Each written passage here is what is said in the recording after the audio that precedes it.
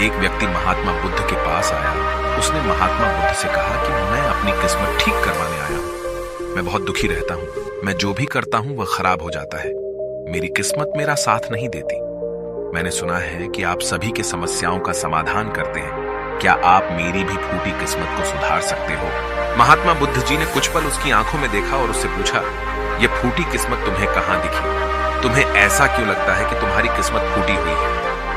उस आदमी ने कहा, मैं जो भी करता हूं तो वह हो नहीं पाता, तो मेरी किस्मत फूटी ही हुई है। किसी वक्त मेरे पास सब कुछ था, धन, सुख, आनंद। फिर मेरे माता पिता गुजर गए। जैसे जैसे करके मैंने अपनी खुद की परवरिश की। मैंने जिससे सच्चे मन से प्रेम किया, उस प्रेमिका ने किसी और से विवाह कर लिया। मैंने एक छोटा सा व्यापार शुरू किया, तो जिस मित्र के साथ मैंने वह व्यापार शुरू किया, वह मेरा व्यापार ही हड़प बैठा। मुझे किसी ने बताया कि आप सारी समस्याओं का हल निकाल देते हो। क्या आप मेरी भी किस्मत ठीक कर सकते हो? महात्मा बुद्ध ने कहा, लाओ तुम्हारी फूटी किस्मत मुझे दे दो, मैं अभी उसकी मरम्मत कर देता हूं। व्यक्ति ने कहा, मैं किस्मत को कैसे दे सकता हूं? वह तो दिखाई भी नहीं देती। महात्मा बुद्ध ने पूछा, जब तुम्हें तुम्हारी किस्मत दिखाई ही नहीं देती, तो तुम्हें कैसे पता कि वह खराब हो चुकी है? उस व्यक्ति ने सोचकर उत्तर दिया, नहीं, मैंने कभी ऐसा नहीं देखा कि मेरी किस्मत सचमुच खराब हो चुकी है। व्यक्ति ने कहा, मेरी किस्मत खराब है, तभी तो मेरे साथ सब कुछ गड़बड़ हो जाता है। मेरे बनाए बनाए कामों पर पानी फिर जाता है। अगर मेरी किस्मत अच्छी होती तो सब कुछ ठीक होता है ना? तो महात्मा बुद्ध ने कहा, तुम ठीक दिखाई देते हो, तुम्हारा स्वास्थ्य भी ठीक लग रहा है, तुम्हारे हाथ पैर भी सलामत हैं, तुम अभी तक मरे नहीं हो। मुझे तो तुम्हारी किस्मत में कोई भी खराबी नहीं लग रही, सब कुछ सही लग रहा है।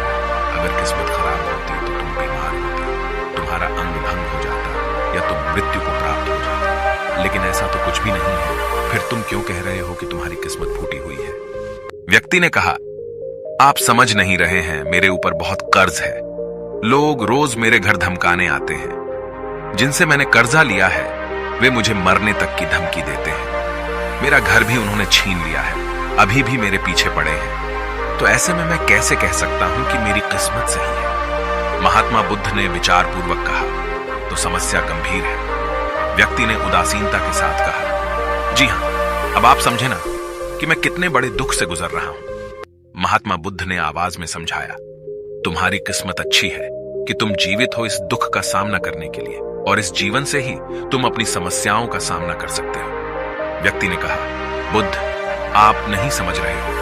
तब महात्मा बुद्ध ने उससे कहा, समझ तुम नहीं रहे हो, आओ मेरे साथ आओ। महात्मा बुद्ध उसे व्यक्ति को अपने साथ पास वाली नदी के किनारे ले गए और कहा, यह देखो इस बहती नदी को। इस नदी में अगर मैं एक पत्ता गिरा देता हूं, तो तुम मुझे बताओ, ये पत्ता किस दिशा में बहेगा? व्यक्ति ने कहा, पत्ता तो नदी के बहाव के साथ नदी की दिशा में ही जाएगा। बुद्ध ने कहा, बिल्कुल सही। अब बताओ, पत्ते की किस्मत किसके हाथ में है? व्यक्ति ने कहा, इस पत्ते की किस्मत नदी के हाथ में है, वह जहां चाहे इसे ले जा सकती है। तो महात्मा बुद्ध ने कहा, लेकिन पत्ते तो मेरे हाथ में है, मैं चाहूं तो इसे नदी में डाल सकता हूं, चाहूं तो नहीं। व्यक्ति ने कहा, तो फिर इसकी किस्मत आपके हाथों में है, आप जहां चाहे इसे डाल सकते हैं। महात्मा बुद्ध ने कहा, लेकिन इस पत्ते की किस्मत मेरे हाथ में नहीं है। मैं जितना भी चाहूं इस पत्ते को सूखने से नहीं रोक सकता। यह सूख ही जाएगा और मर जाएगा। जब तक ये पेड़ पर था, यह हरा था, इसे ऊर्जा मिल रही थी, लेकिन अब ये पेड़ से अलग हो गया है। अब बताओ, इस पत्ते की किस्मत अच्छी है या बुरी? व्यक्ति ने कहा, अब तो इसकी किस्मत बुरी है, क्योंकि अभी अपने पेड़ से अलग हो गया है और ज्यादा दिन जीवित भी नहीं रह पाएगा, धीरे धीरे सूख जाएगा।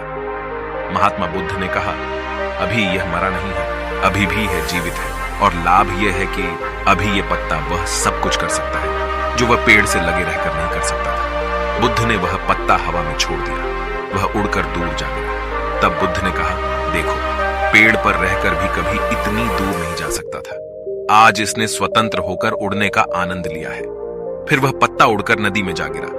बुद्ध ने कहा, देखा, अब वह पत्ता नदी में तैरने का भी आनंद लेगा। और अगर तुम ध्यान से देखो तो यह पत्ता कितने ही छोटे छोटे जीवों को अपने ऊपर बिठाकर नदी के एक किनारे से दूसरे किनारे पहुंचा रहा है। इस पत्ते की भी किस्मत अच्छी है, क्योंकि वह अपने नए अवसरों को ढूंढने में लगा हुआ है। तुम्हारी समस्याएं तुम्हें उड़ने का अवसर दे सकती हैं, यदि तुम उन्हें सकारात्मक नजरिए से देखो।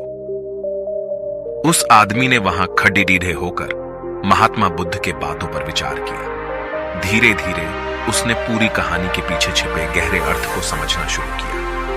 वह महात्मा बुद्ध की ओर देखते हुए बोला, आप सही कह रहे हैं महात्मा। मैंने अपने भाग्य पर ध्यान देने में अपनी दृष्टिकोण को सीमित कर दिया था। मैं इतना प्रयास कर रहा था कि समस्याओं और मुश्किलों पर ही फोकस करता रहता, जिसके कारण मैं उनमें मौजूद अवसरों को देखने में असमर्थ था। मुझे अब समझ आ गया है कि मेरी फुटी किस्मत बस एक डर और निराशा से उत्पन्न एक धारणा थी। यह कहानी हमें यह सिखाती है कि हमारी किस्मत हमारे हाथ में होती है। हम खुद अपने जीवन की दिशा निर्धारित करते हैं। हमारी समस्याओं का हल भी हमें ही निकालना होता है। चुनौतियों को एक अवसर के रूप में देखकर हम आगे बढ़ सकते हैं और अपनी किस्मत को सुधार सकते हैं। दोस्तों, ऐसी कहानियां हमें जीवन जीने का तरीका सिखाती हैं। अगर आपको यह कहानी पसंद आई और आप हमारे चैनल पर और बेहतरीन कहानियां देखना चाहते हैं तो सब्सक्राइब जरूर करें।